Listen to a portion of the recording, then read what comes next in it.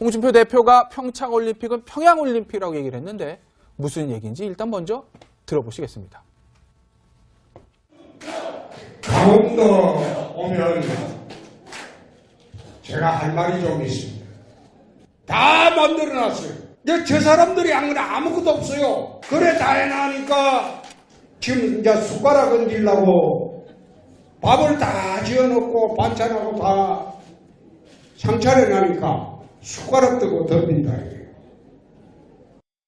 홍 대표 지금 평창올림픽이 평양올림픽으로 되고 있고 선전전이 되고 있다 이렇게 강하게 비판하고 있는데요. 네. 아까 앞서 짚어주셨잖아요. 네. 이게 좀 밥상에 숟가락 넣는 태도 상당히 네. 좀 불쾌하다 이런 여론에 대해서도 전해주셨어요. 그러니까 이건 이제 보수 일각이기도 하고 네. 실제로 그 올림픽을 준비해온 10여 년 가까이 준비해온 사람들의 어떤 땀과 노력에 비해서 네. 지금 너무나 이제 그 스포트라이트가 예. 이 북한 선수단이 누가 오느냐, 몇 명이나 오느냐, 언제 오느냐.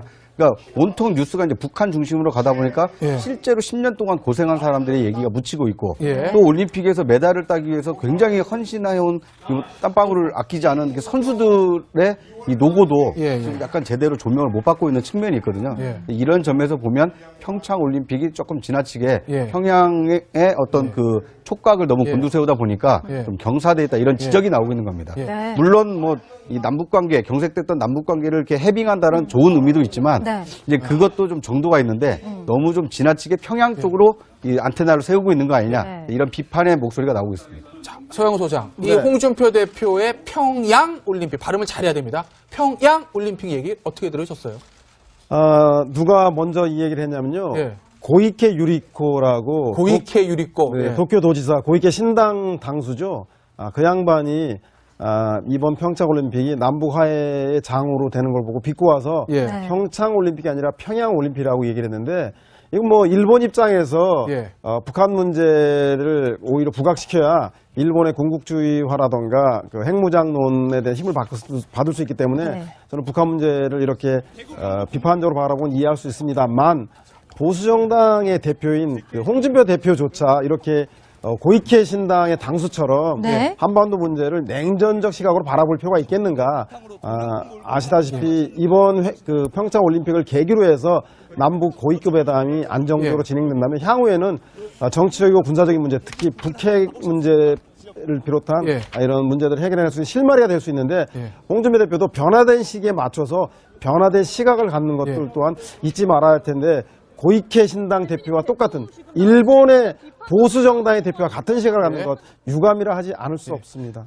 박성원 소장. 네. 그런데 홍준표 대표가 어쨌든 평창올림픽을 한 글자 봐서 평양올림픽 표현을 자꾸 얘기하는 건 뭐 그 옳고 그름을 떠나서 뭔가 정치적 노림수는 좀 단단히 밑에 깔려 있는 것 같습니다. 이제 역설적으로 얘기하면 이제 문재인 정부의 파티가 이제 끝났다라고 예. 인식을 네. 하는 거죠. 예. 우리가 촛불, 국민 저항, 그다음에 탄핵, 그다음에 박근혜 대통령 구속, 그다음에 조기 대선, 예. 문재인 대통령 정부 출범 이후 이제 초고공 행진을 해왔는데 어쨌든 안보와 경제라는 두 축이 큰 아젠다 아닙니까? 네. 경제 문제는 우리가 뭐 부동산 문제나 최저임금 문제나 비트코인 문제 때문에 휘청거리고 있습니다. 예. 그다음에 어쨌든 북한도 전면적인 제재 국면을 뚫어내야 될 필요성이 있기 때문에 평창을 모멘텀으로 썼고 문재인 정부도 어쨌든 이런 네. 그 핵미사일 위기 속에서 어쨌든 대화 국면으로 전환을 해야 되는데 네. 예. 그렇기 때문에 이제 남북이 서로 호응하면서 평창올림픽을 남북올림픽으로 전환시켜 노력을 했는데 의외로 국민적 반응이 좀 싸늘하다. 네. 그래서 의외로. 2030 세대의 뭐 아이스하키 단일팀 문제뿐만 아니라 어쨌든 뭐 꼭 우파 좌파의 문제보다 그동안 우리가 굉장히 공들여서 평창올림픽을 개최를 했고 예. 네. 그다음에 거기 출전하기 위한 젊은 선수들이 굉장히 노력을 했는데 핵미사일 가지고 계속 어렵게 만들던 북한이 김정은의 신년사 한마디로 네. 이렇게 무임승차하는 것이 과연 옳은 것인가? 옳은 것이다. 그런 면에서 과거의 수많은 남북 대화에 비교해서 예. 문재인 정부도 좀 당황할 수 있는 것이 네. 뭐냐면 예.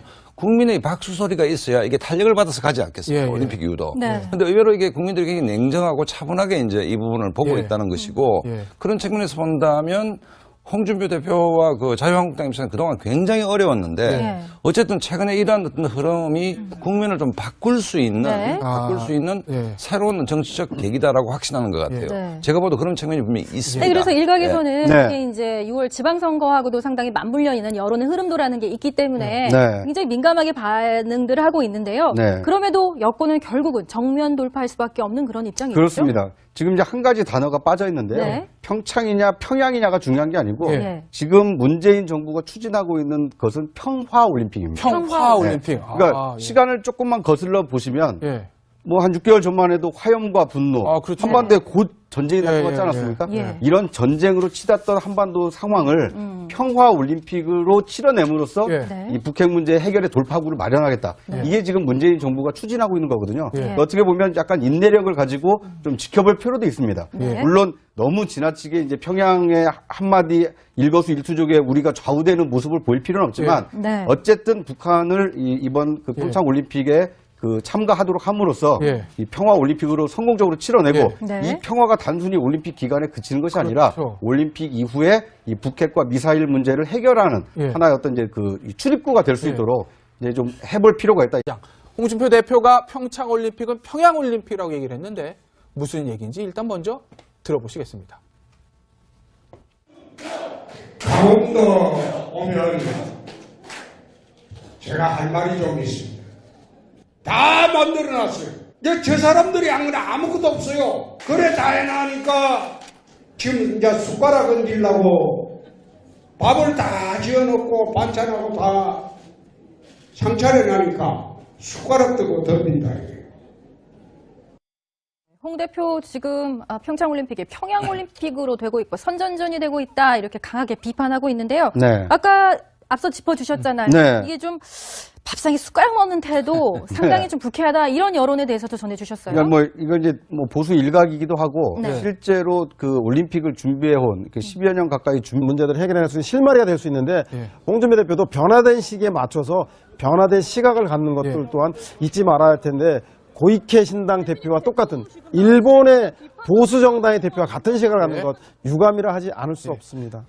박성원 소장. 네. 그런데 홍준표 대표가 어쨌든 평창올림픽을 한 글자 봐서 평양올림픽 표현을 자꾸 얘기하는 건 뭐 그 옳고 그름을 떠나서 뭔가 정치적 노림수는 좀 단단히 밑에 깔려 있는 것 같습니다만. 이제 역설적으로 얘기하면 이제 문재인 정부의 파티가 이제 끝났다라고 예. 인식을 네. 하는 거죠. 예. 그다음에 촛불, 국민 저항, 그다음에 탄핵, 그다음에 박근혜 대통령 구속, 그다음에 조기 대선, 예. 문재인 대통령 정부 출범 이후 이제 초고공 행진을 해왔는데.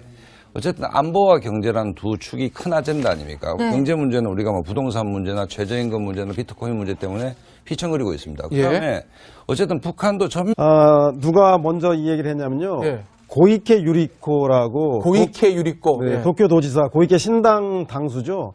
그 양반이 이번 평창올림픽이 남북 화해의 장으로 되는 걸 보고 비꼬아서 예. 네. 평창올림픽이 아니라 평양올림픽이라고 얘기를 했는데 이건 뭐 일본 입장에서 예. 북한 문제를 오히려 부각시켜야 일본의 군국주의화라던가 그 핵무장론에 대한 힘을 받을 수 있기 때문에 네. 저는 북한 문제를 이렇게 비판적으로 바라보면 이해할 수 있습니다만 보수 정당의 대표인 그 홍준표 대표조차 이렇게 고이케 신당의 당수처럼 네. 한반도 문제를 냉전적 시각으로 바라볼 필요가 있겠는가? 아시다시피 이번 그 평창 올림픽을 계기로 해서 남북 고위급 회담이 안정적으로 예. 진행된다면 향후에는 정치적이고 군사적인 문제, 특히 북핵 문제를 비롯한 예. 이런 비온 사람들의 어떤 땀과 노력에 예. 비해서 네. 지금 너무나 이제 그 스포트라이트가 예. 이 북한 선수단이 누가 오느냐, 뭐 몇 명이나 오느냐, 언제 오느냐.